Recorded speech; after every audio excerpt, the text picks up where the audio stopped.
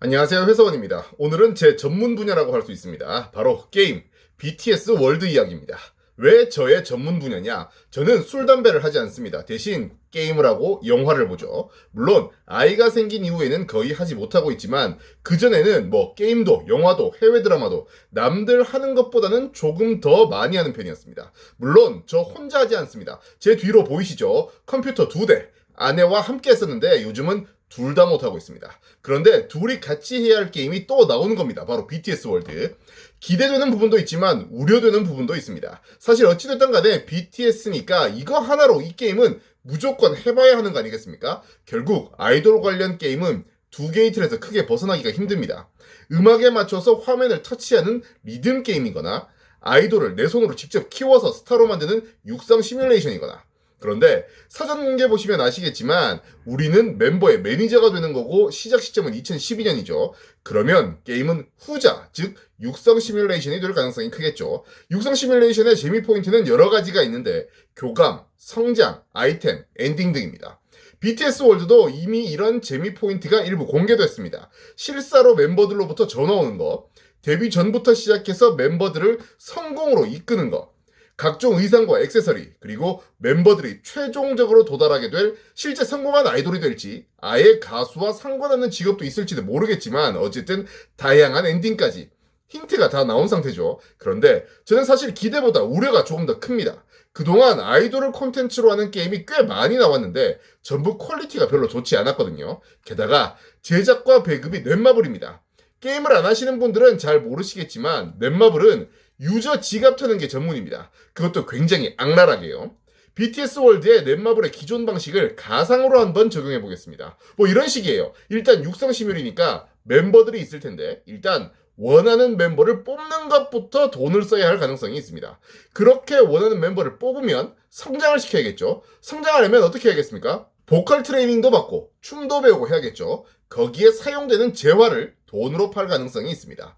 무대에 올라가려면 의상과 헤어를 준비해야겠죠. 여기에는 악랄함 중에서도 최고봉이라 할 수 있는 가챠 시스템, 뽑기가 적용될 수 있습니다. 선물 상자 같은 걸 팔면서 그 상자를 까면 그 안에서 특정 의상이나 액세서리가 나오는 거죠. 대신 그 의상을 입거나 액세서리를 착용하면 멤버들의 매력, 춤 실력 등의 능력치를 올려주는 겁니다. 그런데 특정 의상이나 액세서리가 나올 확률을 극도로 낮춰놓는다면 그거 얻으려고 상자를 계속 사서 까봐야 하는 거죠. 저는 이런 넷마블의 과금 시스템이 가장 우려됩니다. 진짜 돈을 때려 부어야 해요. 에이, 나는 안 그럴 거야 라고 생각하시는 분들 있으시죠? 한두 개를 까서 좋은 거 하나 먹잖아요? 그럼 무조건 계속 까게 돼 있습니다.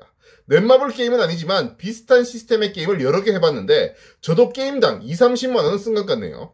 게임 좀 하시는 분들은 아실 겁니다. 2, 30만 원이면 얼마 쓰지도 않은 축에 속한다는 걸요. 실제 진짜 더 악랄하게 하려면 게임 내 화보 촬영, 신곡 녹음, 감정 교류 방법 등의 콘텐츠를 유료화해버릴 수도 있습니다.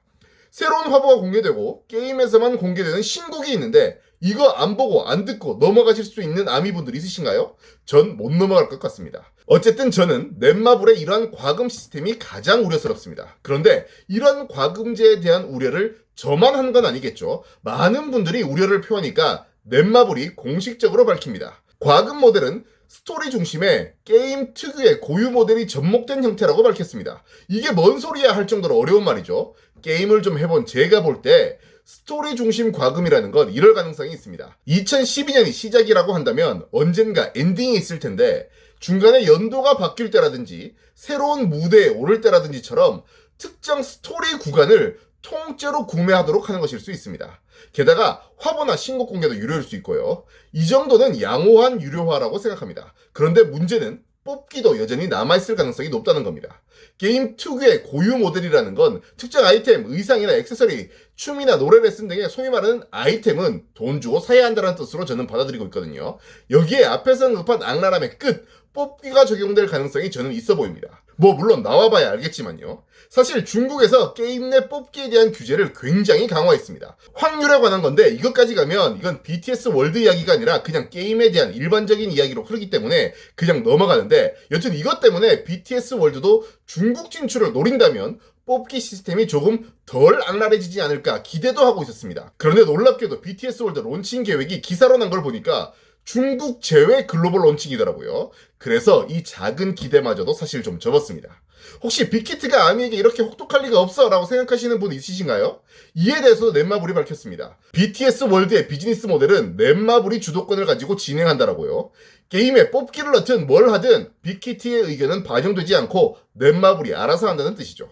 저는 앞서 말했지만 게임을 좋아하고 현질하는 것도 적정선이라면 괜찮다라고 생각하는 사람입니다. 때문에 BTS 월드가 정식 서비스를 시작하면 아마 현질을 할 거예요.